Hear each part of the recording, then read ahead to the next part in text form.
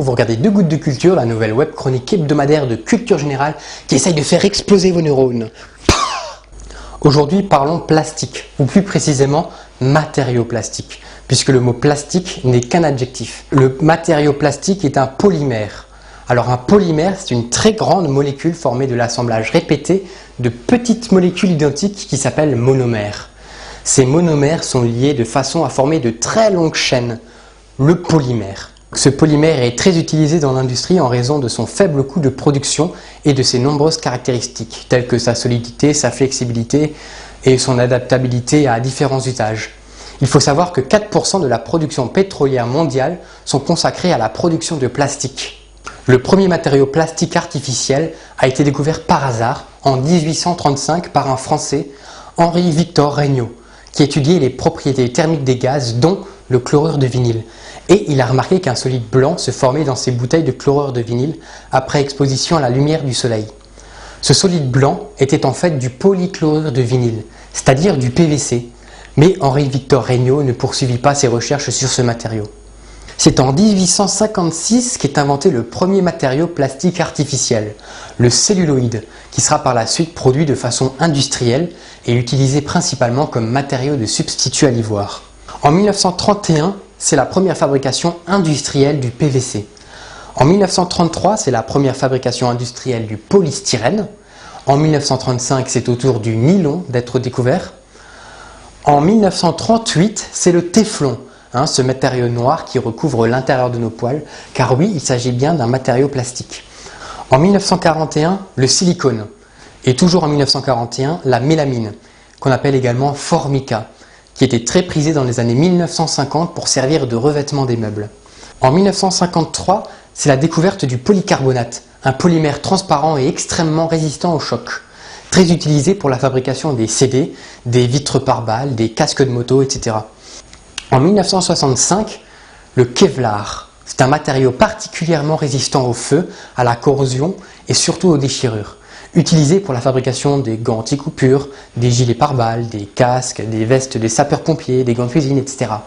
Sa résistance à la rupture et sa grande rigidité sont expliquées par la conformation de ces chaînes de polymères alignées, régulières et orientées, ce qui permet un grand nombre de liaisons entre les monomères.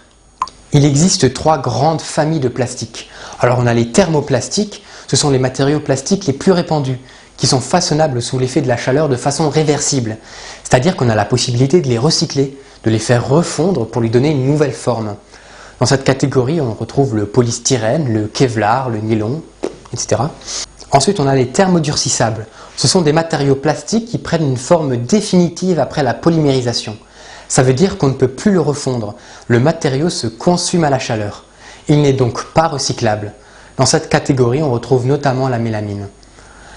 Finalement, on a les élastomères, ou caoutchouc de synthèse. Alors on le classifie parmi les matériaux plastiques, même s'il n'en est pas vraiment un, car il ne se comporte pas de la même façon que les autres polymères. Les élastomères sont très déformables et les déformations sont quasi réversibles. En plus, il est incompressible. Nous allons maintenant voir le procédé de fabrication le plus courant d'un des matériaux plastiques les plus répandus, le PVC, c'est-à-dire le polychlorure de vinyle. Les matières premières utilisées sont l'éthylène, un gaz obtenu à partir du raffinage du pétrole, et du chlore que l'on obtient à partir de l'eau salée dans laquelle on a fait passer un courant électrique. Cette opération s'appelle l'électrolyse. L'éthylène et le chlore, tous deux gazeux, vont permettre la synthèse du chlorure de vinyle. Dans un réacteur, on introduit de l'eau et le chlorure de vinyle monomère. La pression dans le réacteur est augmentée à 8 bars, ce qui rend le monomère liquide. La température dans le réacteur est réglée à 70-80 degrés. Elle devra rester constante à plus ou moins 0,5 degrés près pendant toute la durée de la réaction. On ajoute dans le réacteur un initiateur qui, comme son nom l'indique, va permettre d'initier la polymérisation. Il s'agit dans ce cas d'un peroxyde. On ajoute également divers composés comme des agents dispersants qui permettent d'éviter la prise en masse du PVC, des colorants, des additifs pour modifier l'élasticité du plastique ou pour le rendre ignifuge, etc. Les molécules de chlorure de vinyle vont alors se polymériser, c'est-à-dire se lier entre elles pour former de longues chaînes, le PVC. Ensuite, la matière obtenue est dégazée pour extraire le chlorure de vinyle qui n'a pas réagi, puis séchée pour extraire l'eau. On obtient alors des granules de PVC secs. Ces granules pourront être fondus à la chaleur pour leur donner une forme et créer un objet fini. Les matériaux en PVC sont très répandus dans notre vie courante. Pourtant, il n'est pas toujours sans danger. En effet, certains additifs à ajouter dans le réacteur sont des phtalates. Ce sont des plastifiants qui améliorent certaines caractéristiques du matériau. Mais les phtalates sont également toxiques. En plus, lorsque le PVC brûle, il se dégage de l'acide chlorhydrique qui est également nocif. Mais on trouve de moins en moins de bouteilles plastiques en PVC. De nos jours, il est plutôt remplacé par le PET, polyéthylène terephthalate. Mais il existe un moyen simple de savoir de quelle matière sont faites vos bouteilles, gobelets, etc. Vous devez trouver sur l'objet normalement un code d'identification des résines. Ce système de codage SPI, inventé au Canada, permettait au départ de faciliter le tri et le recyclage des contenants en plastique. Il s'agit d'un triangle avec un chiffre au centre. Chaque chiffre correspond à un type de polymère. On retrouve également en dessous les initiales du polymère. Le PVC par exemple correspond au numéro 3 et le PET, le polyéthylène terephthalate, le plus utilisé de nos jours, c'est le numéro 1. Contrairement à une idée reçue, le chiffre ne correspond pas au nombre de fois que la bouteille a été recyclée, ni au nombre de fois qu'elle peut être recyclée. Non, ça nous informe seulement sur le plastique utilisé. Par contre, il donne une indication sur la qualité de la bouteille.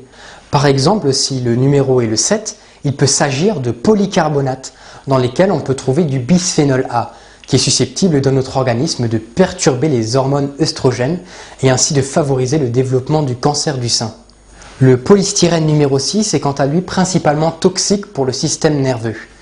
Le PVC numéro 3 contient du DEHA, qui est un cancérogène probable. Le PET numéro 1 est considéré comme non dangereux, mais il est préférable de ne pas réutiliser de nombreuses fois la bouteille. Le PP numéro 5, c'est-à-dire le polypropylène, est a priori un des plastiques les moins dangereux pour la santé. Mais pour finir sur une touche un peu moins anxiogène, ça ne sert à rien de vérifier systématiquement la nature de son gobelet, parce que les risques de développer des pathologies restent très faibles.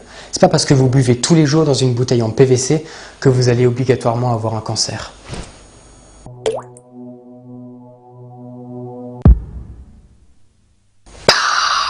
Le mot du jour est roboratif.